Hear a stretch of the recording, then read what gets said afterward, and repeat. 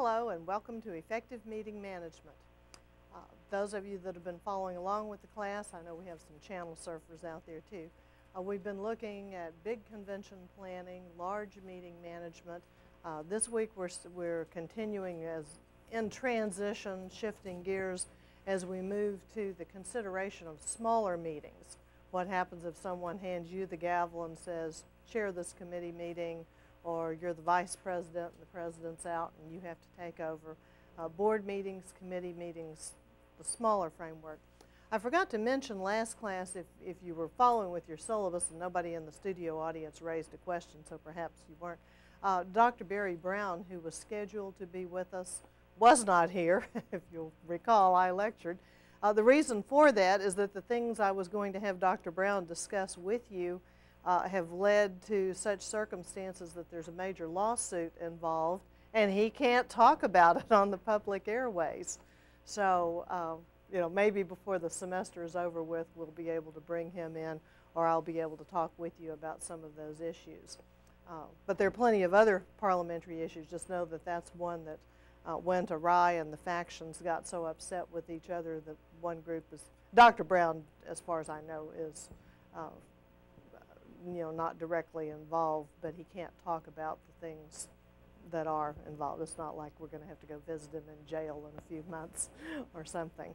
But he just felt like propriety required that he not tell you some of the things that he had been dealing with. But he had a really lively, I think it was last spring that all of these issues were coming to the surface.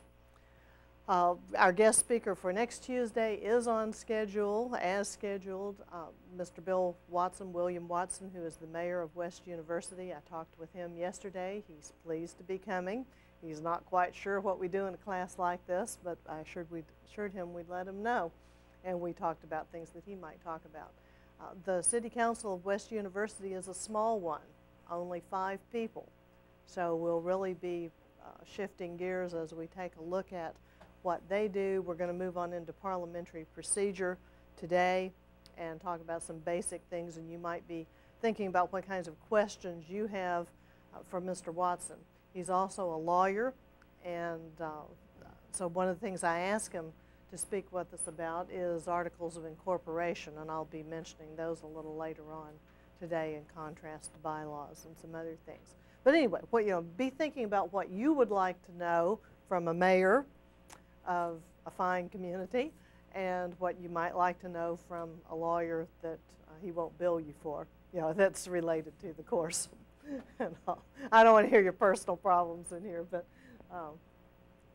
whatever questions you might have for him, be thinking about those between now and our next class session. Okay, let's turn to the overhead and look at some basic principles for effective decision making, because no matter whether you're chairing a committee, chairing an executive board of a professional association, or presiding at a convention of 5,000 people, there are some things that are just basic, fundamental, democratic principles that this country believes in and lives by. The parliamentary authorities agree on these things. We've said before that roughly 93% of the country, depending on who you survey and how, but about over 90% of the organizations in the United States use Robert's Rules of Order. And so that's what we've been using in this course as the basic guidebook for what we're doing. There are other manuals like Sturgis, Demeter, Kesey, Farwell that you don't have to necessarily worry about. Just know that there are shorter, simpler forms out there. But they all agree, number one, that the majority should rule. Now, every once in a while, we forget that. We get so hung up listening to subgroups and minority groups make their point that we forget that, or we're tempted to let the tail wag the dog. But the bottom line is, when it comes time to make a decision and you have to vote, hopefully you will have at least a majority of the people. Now, there are times when a plurality elects, and we'll get to that later on in the semester as we talk. We'll talk some about voting later today, but there are some instances where a plurality, the person who gets the most votes but doesn't have a majority, is elected. And if you're electing 5 people to a board and you've got 25 names on the ballot, you know, plurality may be a reasonable way to go. But what you want overall in the adoption of motions in matters of main business, you want a majority vote. You certainly don't want the minority ruling the majority. So the first basic principle of parliamentary procedure is majority rule. Secondly, though, and just closely behind it, is the right of the minority to be heard, the right of the minority to be heard. Just because the majority rules doesn't mean that they should get to close off debate in a heartbeat, railroad everything through and be done with it. Off the top of your head, what would happen to an organization that never listened to the minority? Michael? It would eventually be overthrown from within. That's one possibility, that they would be overthrown from within. But if you couldn't get up enough power to overthrow them, what would you do? Take them to court and join them. Well, but if you didn't have the right to do it, if we said majority rule, majority doesn't want to listen to the minority, tough cookies. What context are you speaking in? The context of a private organization, a governmental organization? We got a mass meeting here, and we refuse to listen to the minority. Or we have any group. You're going to be governing yourselves then, because no one else is going to be interested in what you have to say. Okay, now you're getting closer to, sometimes we play what is Han thinking, okay? Anybody else want to get in? I was just going to say that the minority would get frustrated and would stop giving their opinions, and then you'd just hear one side. Okay, if I were the minority, I'd simply, you know, we're the minority over here and this is the majority and they never want to listen to us. Why do we want to come to their meetings? Let's just go form our own group. You want to add on? You can also revolt by disobedience. You can pass as many ordinances and rules as you want, and we just won't abide by them. That's a choice. If that means you have to kick every one of us out with the sergeant-at-arms, then so be it. But you won't have time to conduct the meeting. We'll see that your time is better occupied with ejecting us from your meeting. Right. That's one way to go. But if we don't want to be troublesome about it, we'll just say we'll pack up our toys and go somewhere else. We'll go form our own organization that supports our interests, and you all just go on doing your thing. And sometimes that's not a bad idea. If portions of groups are so opposed to each other that they can't agree, then they ought to separate. And there are instances where groups merge. There are also instances where groups split and form their own organization and go off and do their own cause, and that's well and good. But if you want those people to stay together, and most organizations want big numbers, they want more members, at least up to some arbitrary point out here.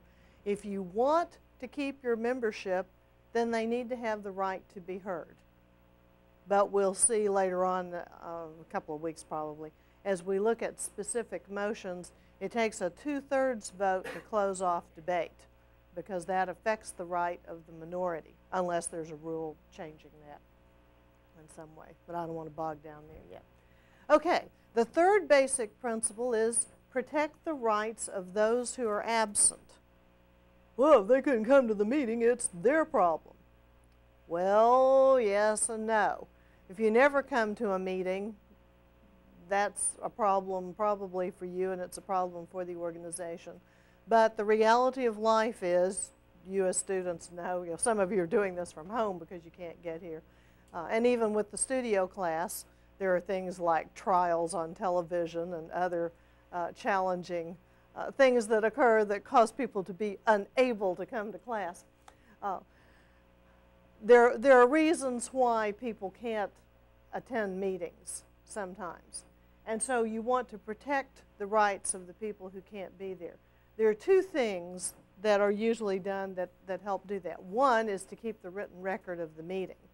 And we've said before that minutes are the legal record of the proceedings of a meeting. The written record of the proceedings of a meeting. And that makes them a legal record that can be subpoenaed in court and so forth. And that's a benefit for the people who aren't there. Because then when you come to the next meeting and you hear the reading of the minutes, or sometimes they're simply distributed and you read them to yourself, Sometimes they're even just posted on the bulletin board, you know, if it's the fraternity house or something. You may just post them on the bulletin board and let the people read them who need to. You don't necessarily have to read them out loud at the meeting. But the minutes are, besides being your legal record, they're also for the benefit of the people who aren't there. Now, there's another important thing that protects the rights of the people who are absent, and that's the notion of a quorum. We'll talk more about quorums later on and how those work. We're kind of doing an overview today of what we're going to be about for the next month or so. But a quorum is defined as the number of people who must be present in order to legally transact business. The number of people that must be present in order to legally transact business. We've got a whole section in Robert's Rules of Order on quorums, the different ways they can be determined, and how to calculate them.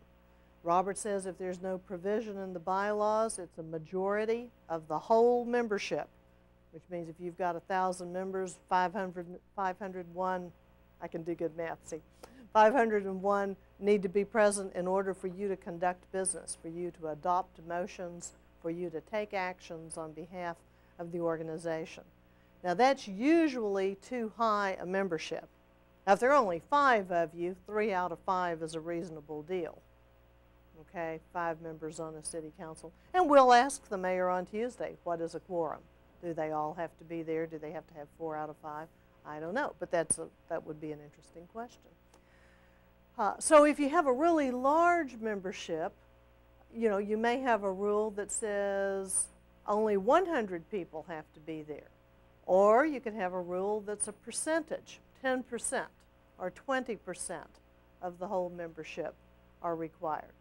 And it depends on the logic of the organization. You want a number that's low enough that you can reach it, but you want a number that's high enough that you don't have a handful of people making the decisions. So that balance in there is important. We'll get back to that more when we look at quorums more. But the number of people that must be present in order to legally transact business. And the quorum protects the rights of those people who are absent. Okay, because you know if you're not there, then there will be at least 20% or perhaps a majority. You know what the quorum is, and normally people are happy and trusting of that quorum. Okay, 4th general principle is handle one thing at a time. Handle one thing at a time. You may have 50 items pending before the assembly, or only 10, or 15, or 18. You know, the numbers vary, and we'll see later on. I'm going to bring some building blocks in here later on. And we'll look at how business gets created and how different things are, quote, on the floor at any point in time. You may have a main motion. Most of you have heard of main motions and amendments, refer to a committee, recess, adjourn. You know, all of those things could be pending at one time. And you would have to know what order to vote on them. You know, do you have to vote on the motion to refer to committee before you can take a recess? What takes priority, recess or adjourn? You know, we'll start sorting that out later on. But the basic point is you can only do one thing at a time. You can't vote on 2 motions at the same time. You can stop debating and vote on them in order pretty close together, and we'll talk about how in that. Did you have a question? Have to move to the previous question and be seconded before you can take up a vote on anything that's on the table? Not necessarily, but we'll see. We're going to do broad sweeping stuff today, and then when we get our building blocks, we'll start getting down to those nitty-gritties. That often is what happens, but it doesn't necessarily have to happen. Okay, then number 5, as the group size increases, usually the formality increases. Now there are some committees, you know, little groups of 5, excuse me, 5 or 7, that are pretty formal with their procedures.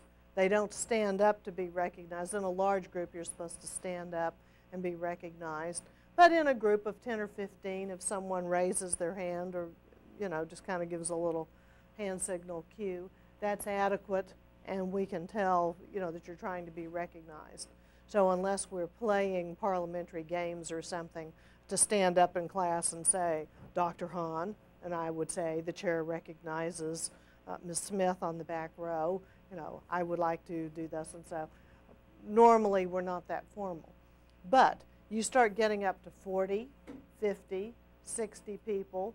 We've got to have some mechanism, some procedure for handling this. Now, if it's a real laid-back group, you might even be able to manage 100 people with limited parliamentary process. But there comes a point with every group, if it's a large enough group, that you need some kind of organized procedure. How are you going to recognize people? As you read more about debate, you'll see that people need to take turns on debate. You alternate affirmative and negative. People are limited in the number of times they can speak and so forth. Well, if you've got a large group, you need some mechanism for keeping track of that. If the room is so large that the people can't hear each other from their chairs, even if they stand up and project pretty well, then you're going to have some kind of microphone system, some system for getting people in line at the microphones. I worked with one really large group that had colored placards that they used, and they were coded, and those were in the rules of the convention. So you knew that if a speaker were standing over at microphone number 2 with a white sign, that might mean they wanted to make an incidental motion, something like a point of order or an appeal. Somebody might be at another microphone with a yellow sign, and that represented a main motion or a resolution, and that wouldn't take as high a priority. Later on, it'll make sense to you about the priorities. But anyway, the color coding was used to help the presiding officer understand what was going on and to recognize what kinds of priorities needed to be recognized among the microphones. Green for affirmative debate, blue for negative debate. They even had a red card for a security code, so that when people got to, this was a pretty heated convention, and when people got to pushing and shoving in the line and trying to cut in line, then the microphone monitor could pull up the red card, and then the presiding officer could say, we have a red security card at microphone number 12. Could we have some assistance over there, please? And the sergeant at arms would go over and help the people figure out where they were supposed to be in line and help them stand with orderly conduct. I actually had some people trained in karate that were over there doing that. Anyway, but we won't talk about who they were on the air.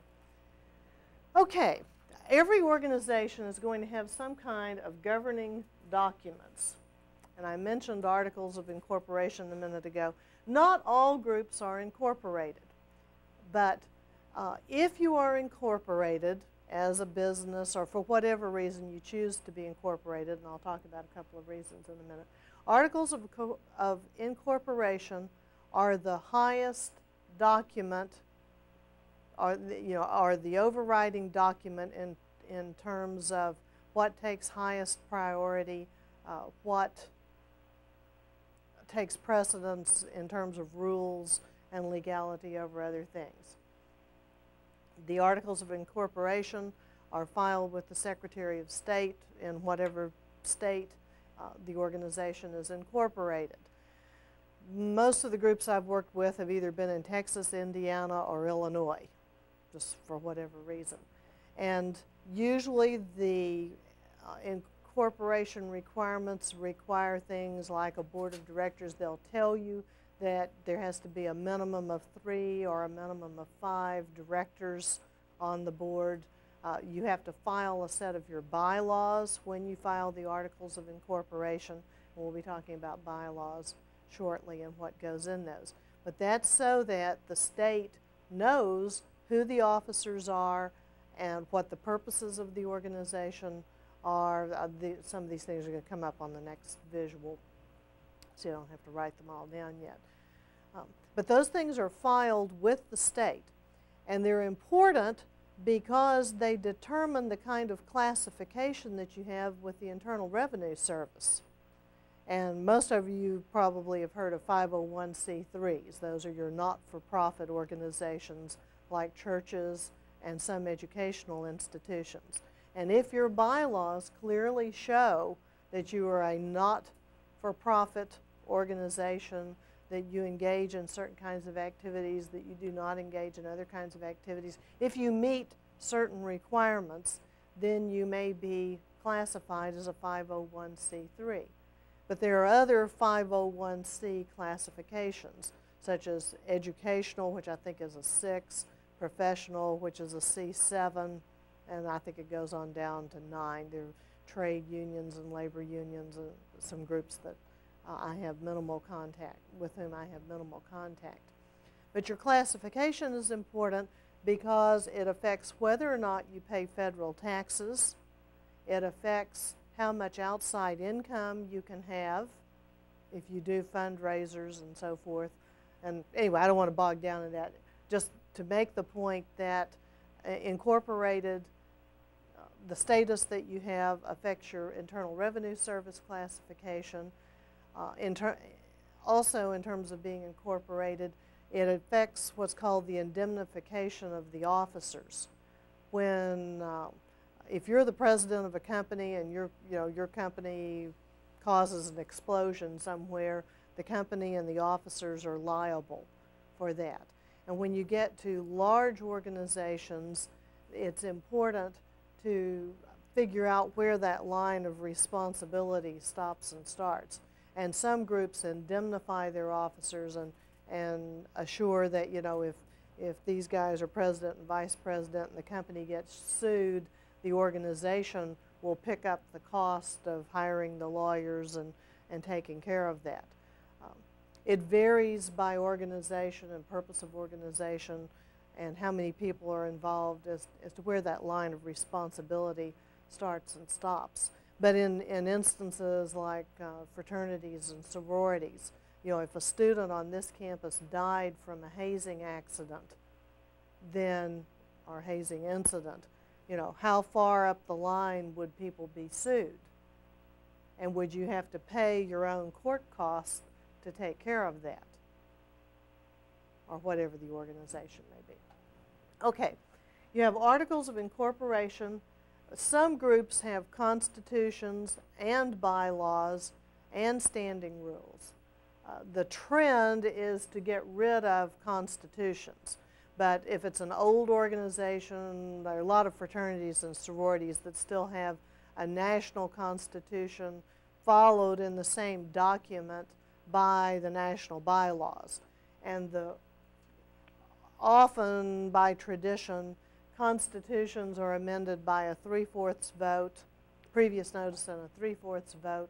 Bylaws, according to Robert, and most generally by previous notice, and it may be a week, it may be 60 days, your bylaws need to say. Previous notice and a 2/3 vote, whereas standing rules are changed by majority vote.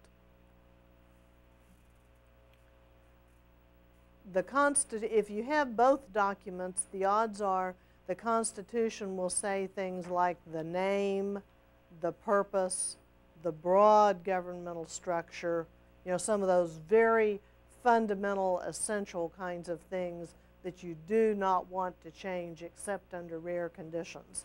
Because to get a 3/4 vote of the membership, or if we're talking about fraternities, a 3/4 vote of all the chapters across the country, you know, that's normally a difficult thing to accomplish.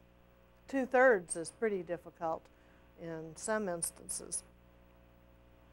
This group that I worked with recently in St. Louis has interesting provisions because they have a requirement of 5/6 to amend their bylaws. They also have some unanimous agreements between the various organizations that require a 7/8 vote, which permits only one dissenting vote. Well, the unanimous agreements, because they're called that, require unanimous consent, and then to amend a unanimous agreement takes a 7/8 vote. Okay, well, they got into a revision of bylaws this year, and to revise the bylaws takes a 5/6 vote, but amending internally in a document, and you'll see as you get there, only requires a majority vote. So the internal parts of the document you could change with a majority vote, but then to substitute the whole revised set of bylaws took a 5/6 vote. Well, they got to this part about amending unanimous agreements, and there were some people who thought amending a unanimous agreement should take 3/4 vote, so they wouldn't vote for the 7/8. And by majority, they changed it to 3/4. But the minority that they frustrated then would not vote to adopt the whole set of revised bylaws, which took a 5/6 vote. Are you following this? Because we had a deadlock in the convention. And then people were getting mad at the parliamentarian and saying, how can we have this hole in the middle of our bylaws? How could you let this happen? And I said, well, I didn't let it happen. You know, you did it because you don't agree with each other. And this was a case where you had two minorities blocking each other. There was a contingency strong enough to get a majority, but they weren't a strong enough majority to pull off 5/6. They could only pull off 3/4, so forth. So anyway, they had great debate. They took a recess. They went to dinner. They caucused. They did all sorts of things. And anyway, before it was over with, they compromised at 5/6. And they had 5/6 to adopt the revision, and 5/6 was what they put in to amend these agreements. But both sides were annoyed. You know, both sides were sure that they'd been done in by the other side. Not massively enough to split, just enough to be annoyed, you know, because they were in two different points. Mm-hmm. We'd always lock the door, and if they're 5 minutes late, vote. Well, but if you can't get the vote to adopt, it doesn't do any good to lock the door. You know, but they're very punctual, all those members. There were delegates, and every delegate was in the chair on time every time. So anyway, okay. Constitution is usually 3/4 under Robert, okay, but it may change according to, you can put any vote in that your group wants in. Constitution is usually 3/4 with previous notice. Bylaws 2/3 with previous notice. And the standing rules take a majority vote. Standing rules are just simple little things that may be protocol issues. It may involve job descriptions. If you have an officer's manual, kind of a operating procedures manual, that may be what it is. Standing rule may even be the time you usually meet. Now we'll see bylaws often include the day of the month, like this. The regular meeting of this organization shall be on the 3rd Monday of each month. But then it'd be a standing rule that we usually meet at 7:30. But if we want to move it to 8 o'clock next month, majority vote will take care of that. It's no big deal. No previous notice, just a majority vote. But it helps to know what time your civic club usually meets. But you start jerking the day of the week around or the day of the month, then you may start impacting people more substantially. So other groups don't care. Others vote, you know, at one meeting. Well, when you want to meet again, oh, we don't have much business. Why don't we meet in about 6 weeks?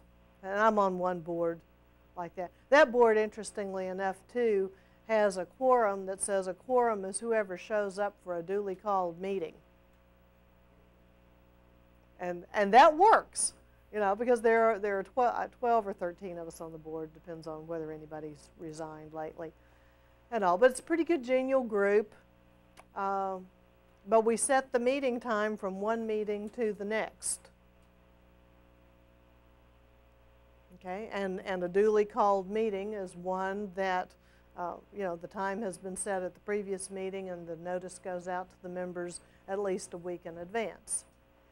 And so you get that information. You know, if you miss a meeting, you better call somebody and see when the next meeting is scheduled so you can, if it's important to you, to get there. So anyway, these documents are the documents that govern the organization. Okay, because all groups need some kind of rules. They're not always written down. Informal, unincorporated groups may have standing rules, and it's just the way they've always done things. And anybody who's a member knows that's the way they do things. And so kind of de facto, they've adopted these rules, they've just never written them down. Not a good way to play ball, but it'll work if the group is small enough and congenial enough. And you talked with Dr. Williamson last time about conflict in groups and you know, problems that you may have. The more congenial the group, the more flexible you can be. Okay, let's recap 3 terms here. The bylaws are the governing document of the organization, as are articles of incorporation and so forth, but that we just talked about. But the bylaws are the primary document that governs what's going on. The minutes are the legal record of the proceedings of the meeting, and the quorum, the number of people required at a meeting in order to legally transact business. Okay, you should have those by now. Okay, no mom ECPAD, that's to help you remember, and you need to remember come test time, the content of bylaws. Now you may see these called different things.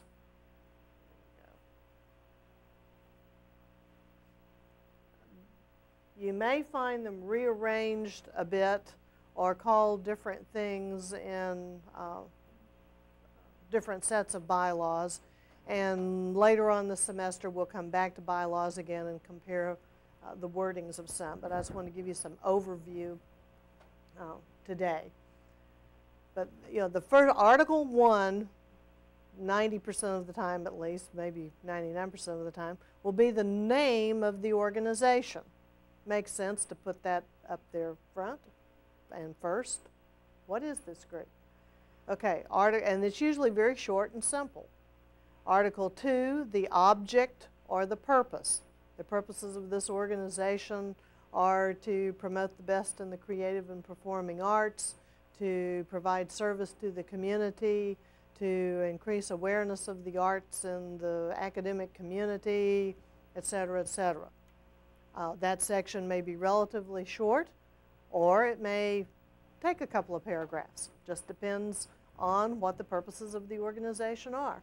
But that's a section that will be examined in determining your Internal Revenue Service, your IRS classification. If the purpose of your organization is to raise funds for political campaigns, that's a different task, a different goal from providing educational services in the public schools, et cetera, et cetera. Okay, Article 3 generally is membership, and this is based on the outline in Robert. You'll find different things. We can talk later about variations on the theme. But normally Article 3 refers to the membership. Now, somewhere, somehow, you know, and normally Article 3 is where you would set forth who can be a member of this organization. Do they have to pay dues? Is there a grade point average requirement? Do they have to have a college degree? Do they have to have a law degree? Do they have to be certified as a hairdresser? Who can be a member of this organization? And some have very open kinds of requirements, and others have very specific limiting requirements. Okay, who's a member of the Student Association at U of H? Who's a member of Mortar Board or ODK? You know, the rules change. Okay, can you think of names that we sometimes put on membership? You know, to be a regular member of the organization, you have to do thus and so. What other kinds of members do you have? Student association or student government, you'd have an executive council. Okay, we're going to come to that down here under executive council, but just as a member. I didn't understand your question then. Okay, let me give you some. Anybody think of anything? Okay, sometimes you have regular members Sometimes you have associate members. You may have undergraduate members and alumni members. I'm looking for classes of membership. Okay, anything pop into your head?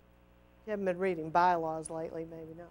With that law, I'm a full-time member. With the ABA, I'm an associate member, based on, you cannot be a full-time member of the ABA until you get a law degree. With that law, after X amount of years in a certain field and testing for proficiency, you can then be a full-time member. Right. And then there's also associate memberships, but the ABA won't give me a membership until upon graduation and completion of a law degree. Right, So and they've got that all spelled out, haven't they? They Very know clearly. exactly where the line is. Yeah. Okay, this is what I'm talking about. And every organization has something, if they've written good bylaws, useful bylaws, they've got that spelled out in the bylaws. You may have regular membership, sustaining membership. The parliamentarians have, the American Institute of Parliamentarians has student memberships, really cheap, regular membership, certified professionals, or certified parliamentarians is up next. You get to pay more money, and that means you've taken a written exam and passed it with, I think 80% is the cutoff now. And then and those are CPs. And then they have CPPs, who are certified professional parliamentarians. Those people get to pay even more money. They've passed the written exam, and they've also taken an oral proficiency exam at a national convention or practicum done by their peers. You know, they've had to preside at a meeting with the room full of CPPs making the motions and generating the business. Okay, but anyway, regular, associate, alumni. You may have honorary memberships for people of great distinction. The purposes I was quoting a minute ago are from a group that I belong to, Phi Beta, which is a professional fraternity for creative and performing arts. They have honorary members, and those have to be really eminent performers like Van Cliburn or Elizabeth Taylor or Bob Hope, you know, the David Ogden Steers from MASH. You know, you got to be really good to get one of those. I think the only honorary member in the Houston area is Jeanette Cliff George from the AD Players. Okay, but then they also have classifications of patrons. And there are faculty patrons, and they have to be teaching at a university where there's a chapter. Well, no, they don't have to be, but they usually are. But anyway, they're faculty members in academic institutions. There are artist patrons who come from the era when it was a women's fraternity only. So men who would have been inducted, had they been eligible for membership, were then identified as artist patrons. And they still have some of those memberships now for both men and women who choose not to pay dues and be initiated and go through regular ceremonies and so forth, but they're affiliated with the fraternity. And then there are sustaining patrons. They don't necessarily have any artistic talents, but maybe they're married to a Phi Beta and they give money. And they underwrite receptions and awards and, you know, whatever it is, flowers for special occasions. Yeah. Favorite kind of members. Those nice, honorable members, the ones that send in that check once a month. That's our kind of members. So there are all kinds of memberships. But if you were sitting down to write a set of bylaws and decide who are we going to let be in our organization, these are some of the kinds of questions that you would need to ask in order to sort that out. Okay, next come the officers. Typically, you know, it's a president, a vice president, a secretary, a treasurer, but you may have 4 or 5 vice presidents. You may have a collegiate vice president, an alumni vice president, and some people, some organizations get very creative with the names of their officers, particularly if this is the national parent organization. You know, they may become grand scribes or super potentates or what, I don't know. Right, I'm drawing a blank right now on some of the grand cyclops, whatever. But anyway, they get very creative names for these officers, and that's fine. But then you look down there and see the job description, and basically you've got the job description of a president or a secretary or whatever. But you need to know who the officers are. You know, do you have a vice president? Do you have a president-elect? What kinds of terms of office will these people have? And we'll look at some of these things more specifically later on, too. But that needs to be spelled out. Do you change officers whenever you have an election? Yeah, I mean, you know, can you have an election anytime you want to? Or do you only elect biannually, triennially? If you get a rotten officer elected for a 3-year term, can you do anything about it? Well, there's a section to deal with that we'll come to. Okay, who's on the executive committee? You know, normally it's the officers. President, vice president, secretary, treasurer. You may have, sometimes the editor is on there, sometimes not. Generally, the parliamentarian is not. Parliamentarian is normally non-voting, so that they stay neutral and objective. But who's on the executive committee? If you've got a membership of 500, a legislative council of 25, an executive committee of 5, some groups would elect 2 people at large from the legislative assembly to be on the executive committee. You know, you can just make this stuff up any way you want to, because it's your organization if you're creating it. And if you're joining it, then you need to read the bylaws to find, hopefully you read before you join, you know, to find out what it is you're getting into. I worked for one group one time, and they seemed happy as larks. This is a long time ago. They have an executive board, a board of directors that elects itself. And the membership is made up of all the people who pay dues. But the people who pay dues don't get to elect the board of directors.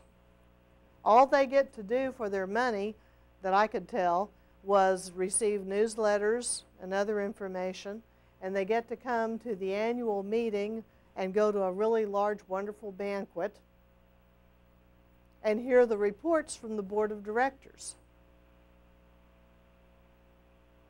Now, you know, I'd think twice before I paid my dues to a group like that. But if you don't want any responsibility and you believe in the goals of the group, hey, why not? You know, join, get the membership mailings, have a nice meal once a year, and don't worry about it. But the board elects itself. So it would only be, and so they tend to be self-perpetuating unless they get angry at somebody.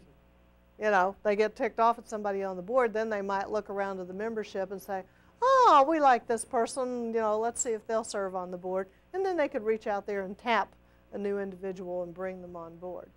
But generally, that's not the way it works. Generally, there's a large membership that votes on everything, or on most things, and then there's power invested in a board of directors and or an executive committee, and that executive committee functions in between meetings to make decisions, handle certain routine business, so forth. It depends on how much business that the organization has, too.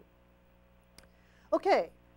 After the bond, what article are we down to? 1, 2, 3, 4, 5. About Article 6, you're going to have the executive committee, the powers of the executive committee. You may have in the same article, it may just say committees, you know, Article 6, Section A, executive committee, or it may be a separate article. You'll just find it different ways. But the next section of the bylaws should deal with standing committees. And standing committees are the ones that continue year after year. They're identified in the bylaws. It will need to say in the bylaws what those committees are and how they're selected. Are they elected? Are they appointed by the president? Are they a combination of the two? Sometimes if you have a number of officers, the officers will be responsible for chairing certain committees. In the Texas Speech Association, for example, people kind of volunteer, but the president, the new president, makes the committee appointments subject to the approval of the executive committee, executive council, which has about 35 people on it. Those are almost always rubber stamped. The council may say, did you notice you've got this person's name down 4 times? You might want to take one off. And then usually they'd say, oh yeah, good idea. Or they might say, no, this person said they wanted to serve on all 4 of those, so it's okay with you, we'll leave them there. You know, there's some of that kind of negotiation. But basically the president appoints those committees. The second, it's the newly elected vice president, I think, who chairs the regional officers, because the state's divided up in regions. And so there's a vice president who is, by virtue of office, is in charge of the oversight of that particular group. But anyway, the point of this is the standing committees are identified in the bylaws. What are some kinds of committees that you've heard of?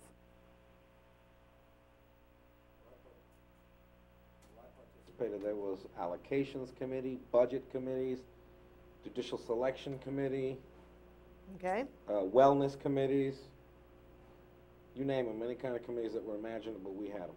Okay, so you had lots of committees. Typical is something to do with money. It may be budget and finance, it may be allocation, it may just be a budget committee.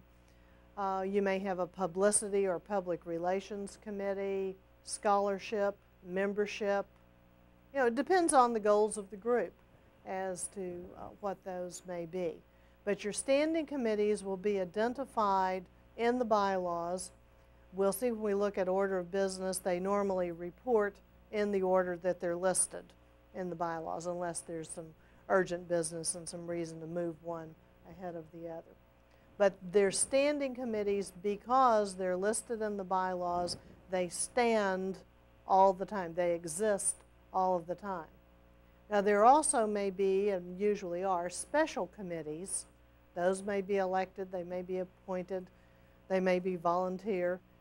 Special committees have short-term functions, like you know, we need 3 people to plan a holiday party.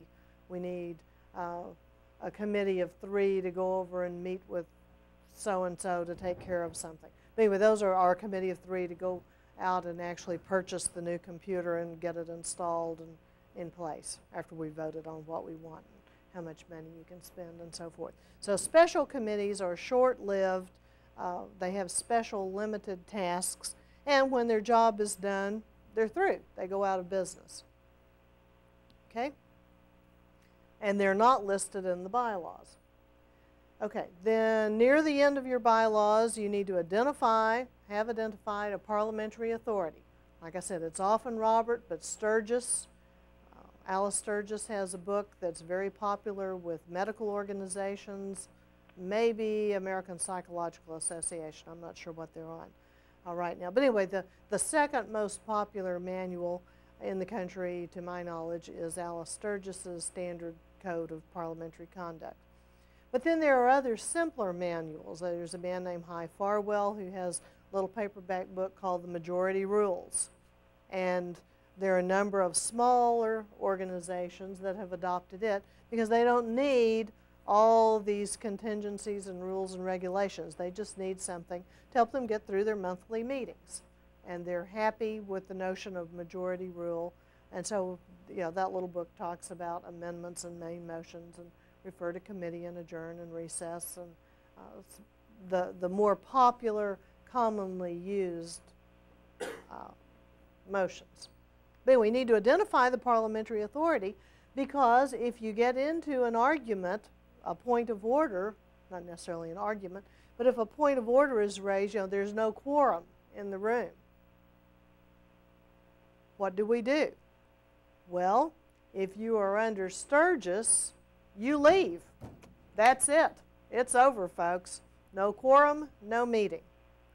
If you're under Robert, you can no longer conduct business, but you may recess, and you can worry about these subpoints later. You can recess in order to get a quorum. You can go ahead and have your program. You can listen to reports that require no action. You know, there are a number of things you can do. And the point of this is, if you don't know what your parliamentary authority is and the point of order is raised, you're just kind of stuck. There are many, it's good to have the parliamentary authority listed too, because there will be places that your bylaws are not complete, or maybe not complete, not clear, or you can put in your bylaws under the duties of officers a statement like the duties of the president shall be those that usually befall such an office, or the duties of the officer shall be those as typically or characteristic of such officers and as are listed in the parliamentary authority. And then you don't have to retype that whole section into your bylaws. It's just clear from the beginning. Okay, next to the end, usually, and in some groups it is the last article, but there should be a dissolution clause too. The method of amendment. How can the bylaws be changed? Is previous notice required? And that's usually a good idea. And if so, you know, how much previous notice? 2/3 vote, 3/4, 5/6, 7/8. What's it going to be? Is it a or is it 2/3 of all members present, or is it 2/3 of the members present and voting? Because that could be a big difference. If 1/3 of the people in the room can't make up their mind, or they don't care, and so they just abstain. So there's a difference, and when we get to voting, we'll see that there are a number of different ways to calculate votes. Got a quick question? Roberts, isn't abstention, this is a question because I don't remember it, isn't an abstention normally a yes vote? No. Ah. No. We'll get to that. Yeah, I want to go talk with some people after this meeting, too. Depends on the bylaws, though, because sometimes the bylaws say abstentions will be counted as affirmative votes. But under Robert, no, you have the right to not vote, just like you have the right to vote. So we'll see. Dissolution clause required by the IRS, if you're incorporated, says what are you going to do with the money if this group dissolves? You know, because if the membership drops off and we got $50,000 in the bank and there are only 15 of us and we decide we want to dissolve this group and all head to some neat vacation spot, can we do that? Well, some groups can, but the dissolution clause will say something to the effect that in the event of the dissolution of this organization, all monies will be turned over to national. You know, if this is a regional or state group, they may turn it over to national. If this is a national group, the monies will be dispersed to the following charities, whatever. In no event shall the monies go to the officers or members of this organization, or some wording to that effect. So anyway, kind of we need to move along here. But bylaws are interesting things, and you know, I've got copies of bylaws. It's almost like looking in somebody's closet. You know, when you look at their bylaws, you find out how they work, what makes them tick, where the power is. Fascinating things. Okay, I'm going to just kind of whiz past this. In Roberts, you have the specifics of what goes in a set of minutes, so I'm not going to elaborate this today. But the minutes, which are your legal record of the meeting, should show the kind of meeting. You know, was it regular, was it special, was it called, the name of the organization, the date, time, and place of the meeting. There should be a notation that the president or presiding officer, whatever you're calling that person, and the secretary were present. The secretary and president being present, a quorum, do I have quorum on there? Normally you put in there also whether there's a quorum present.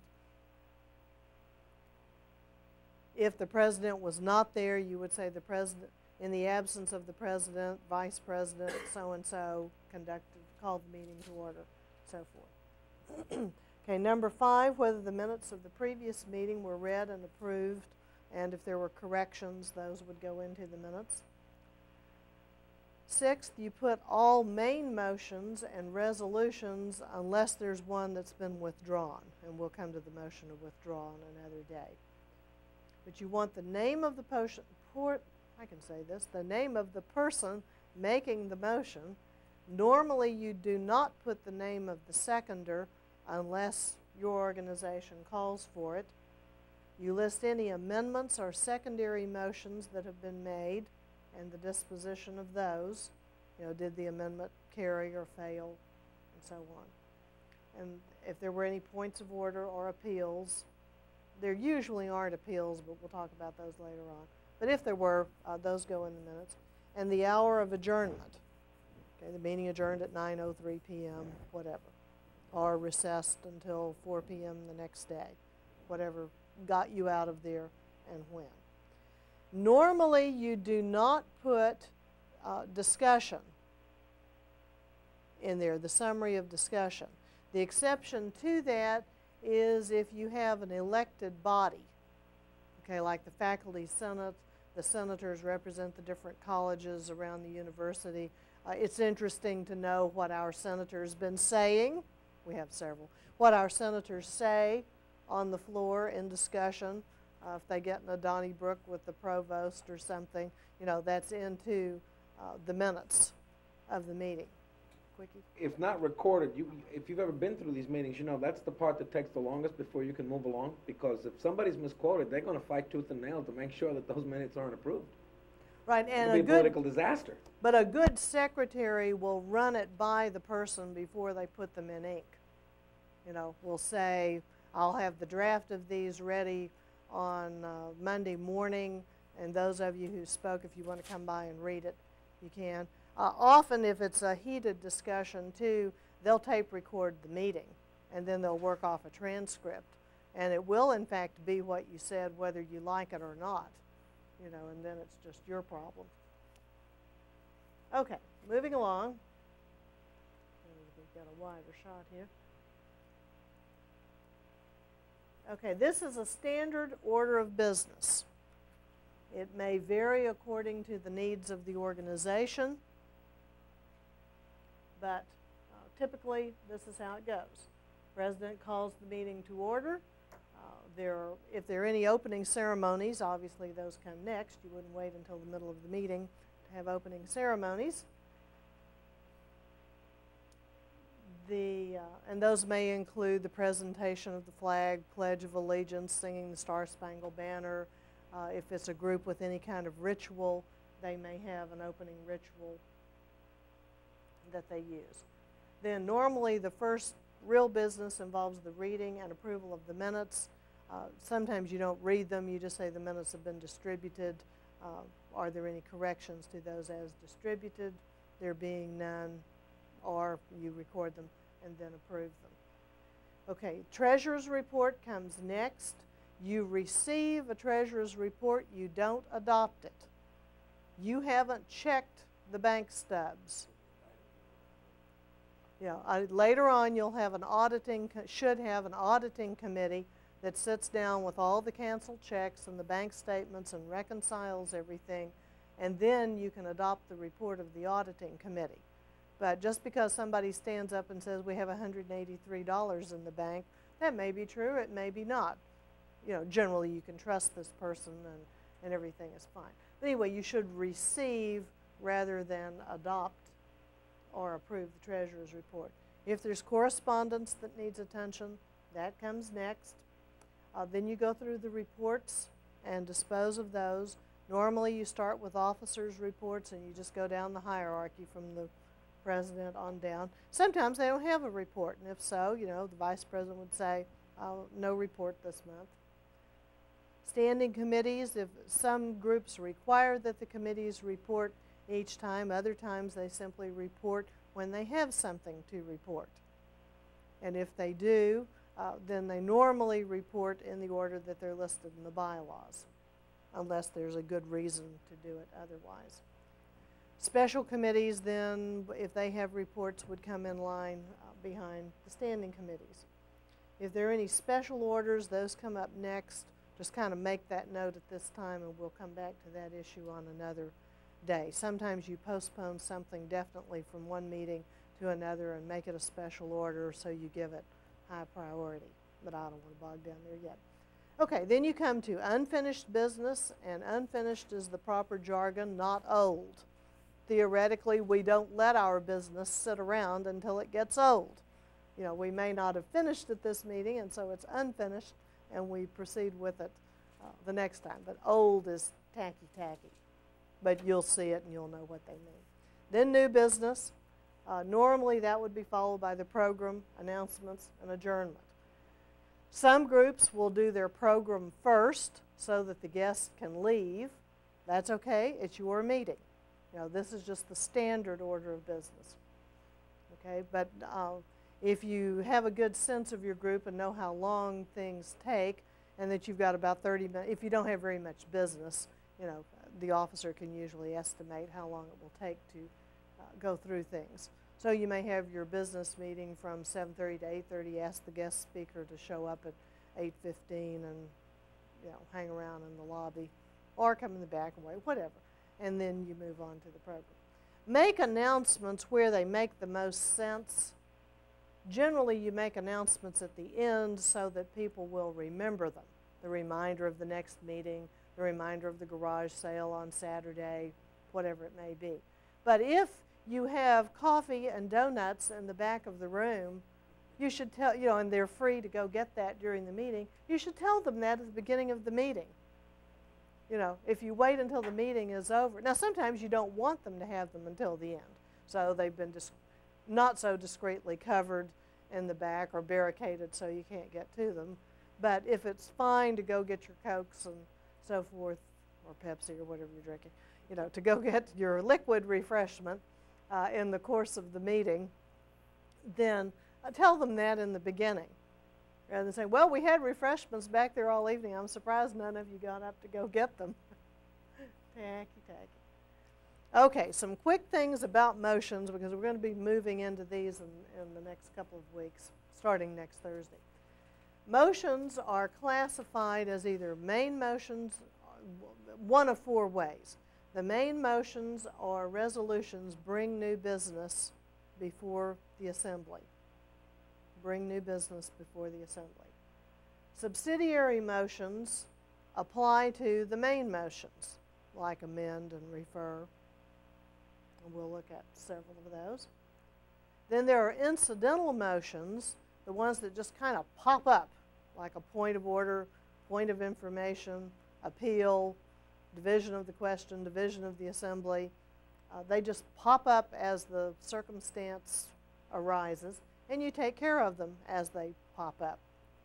And then there are what Sturgis calls restoratory motions. I'm not sure Robert ever uses that term. He calls them Class B motions, okay, in contrast to Class A. But there are some motions like amend something previously adopted, reconsider, rescind. We'll go over these in detail another day. But there are motions that bring business back before the group. Discharge a committee, amend something previously adopted, like I said. Quickie? Which one of the four would you use to close discussion? Closed debate's a subsidiary motion. And we'll see how next week. Okay, so know that motions can be classified one of four ways, and that's the first thing that you want to know about a motion. These are standard characteristics of motions. See if we can zoom in a little here. Because if you're going to handle a motion like closed debate, you need to know what kind of motion it is. Can it interrupt another speaker? Does it need a second? Is it debatable? Is it amendable? What vote is required for adoption? And can it be reconsidered? Now, you know, fortunately, if you're the presiding officer, you don't have to remember all of that all of the time. There are handy little charts in some books. The tinted pages in your hardbound copy of Robert's Rules of Order runs those items across the top of the page. And, you know, they're shorthanded up there, but you'll want to look at those and get a feel for that. We won't cover all of the motions that are on these tinted pages in this class, but we'll look at, let's see, there are 84 here. We'll probably look at 30 or 40 before we're through. Some of them, like recess and adjourn, you know, you've got those down already. But all of the motions fall into one of those classifications and have these characteristics to them. And you will, you have that as a guide if you need it in a capsule. Sometimes you can even find publications where they're out in chart form, and you can look at the whole chart at one time, and that's handy to have with you. So it's not required that you memorize, certainly in this class, it's not required that you memorize which ones take a majority, which take a 2/3. You just need to know how to find that information if you're the presiding officer, or if you're in a meeting that has a lot of business taking place, then you need to know that so that you know whether the business is being conducted legitimately or not. Because lawsuits end up over things like that. Something gets approved by a majority vote that should have taken 2/3. Debate is closed off by a majority when it should have been a 2/3 vote, some things like that. Okay, quickly we're going to take a look at some methods of voting, and we'll do a quick look at a teller's report, and then we'll be through for today. There are lots of ways to vote. There's a voice vote. All in favor say aye, all opposed say nay. The ayes have it, the nays have it, the motion is adopted or failed. You're most familiar with that. Sometimes it's the same thing, only you have a show of hands because the voice vote sounds very close. And you know, you need to be able to get a visual vote. You may count the hands. Other times you don't need to count them. You can just tell by visual effect which one prevailed. Sometimes the show of hands is close. You've got a lot of hands. The hands kind of go up and down, and the people can't decide, or they're limp and whatever. So sometimes you go to a standing vote. Okay? And then I put counted vote here. Sometimes you have standing that's not counted, or show of hands that's not counted, but sometimes those are counted. You may also count by standing up and numbering off. And then, you know, just 1, 2, 3, 4, 5 all the way around the room. And if you've got a large assembly of 200, 300 people or something, you may need to do that. In some organizations where they know there will be a lot of voting going on, they appoint tellers or counters, people who will stand out there and count a particular section and come forward and report their section to someone up front, probably working with the secretary, who will record that and then tally it up. There's several ways to get counted votes. Okay, sometimes you have cumulative voting, which is you get to cluster your votes if you have, and you're more likely to get into this with shares or something, but if you're entitled to 7 votes and somebody else has 3 votes, somebody else has 15, how do you cast those votes? Do you put all your votes on one person, or do you split it between 3 people? There's some different ways to do that. It's kind of a cousin to a preferential ballot, and we'll come back to these others. A preferential ballot has you list, you know, rank order your top 3 choices. We do that in speech tournaments. You have one person give a first place, a second place, a third place, and give everybody else a 4. So you can't tell who came in last, but we know what the first 3 preferences are. And then somebody with a tally sheet in the tab room will go through, and if there are 3 judges, you know, who ranked 1, 2, 3, they'll figure out. And so person number 1 may have a 3, a 1, and a 1. And person number 2 may have 2, 2, 2. And the next 5 people have 4, 4, 4 all the way across. But anyway, then you add that up and you get a cumulative score over there to the side and come up with a rank order. That's often useful if you're electing a number of people to a committee.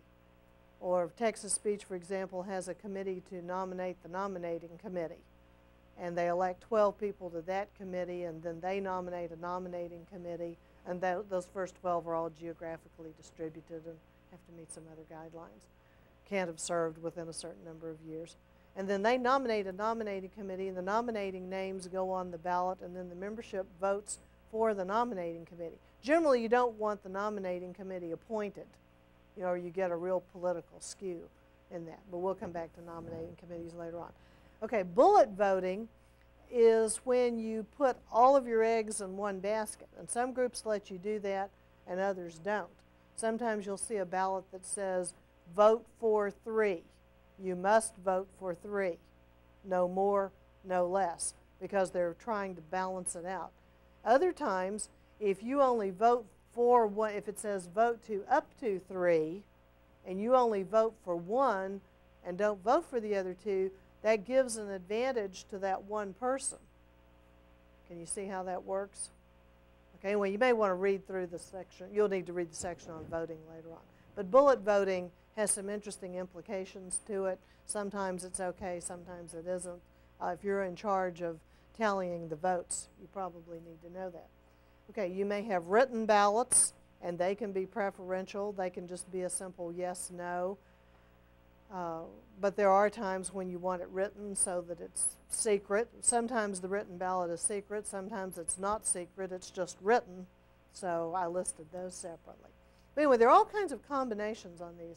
And if you get into proxy voting, where you have the right to vote for someone else, somebody else is giving you that authority, that often happens in corporations where people have shares and folks vote for someone else. In order to have proxy voting, it has to be provided for in the bylaws. You can't automatically do that. But it may mean that you end up with color-coded ballots, you know, that we have these different colored sheets, and the, you know, one sheet is worth 5 votes, and this one's worth 3, and this one's worth 10, and the pink one's worth 20, and the blue one's worth 50. And that's better than giving you all these different pieces of paper. Okay?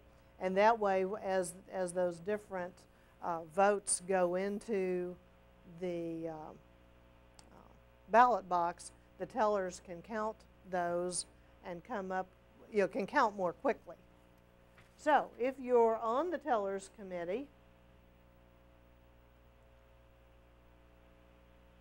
and you're trying to figure out who got elected, sometimes if you have lots of voting, they may also do these perforated ballots, and you vote yes or no with the stub of a piece of paper too, you know, with a concrete ballot, a real ballot. But anyway, if you are calculating who won and ballots have been cast, and even if it's show of hands, somebody has to be recording these figures. You need to know, first of all, the number of votes that were cast. How many people, and I did this one easily so that you could tell.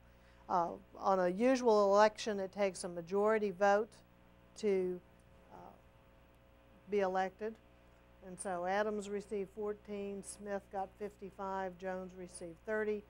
Illegal votes are votes that are cast for Mickey Mouse, Snoopy, whoever, you know, somebody who is ineligible to hold office. If it's a blank vote, it's disregarded. 2 votes folded together are illegal, and a vote for an ineligible person is an illegal vote. So, and you can look at those more specifically too, because we're getting short on time here. But anyway, but votes that are cast that look like they intended to be votes are counted in the total number of votes cast. So if you had a big portion down here, if people thought Ms. Jones was eligible to run for office, and after the votes were cast it was determined that she was not, then you would have 31 illegal votes there. Now in this case I gave Smith a majority to start with, but that would make a difference. But anyway, these are the things you need to know. How many votes were cast, how many were necessary to elect, and sometimes that's 2/3 or 3/4. And then it needs to be signed for sure by the teller. Sometimes all the tellers sign it as well. Okay, we'll stop there and continue next time.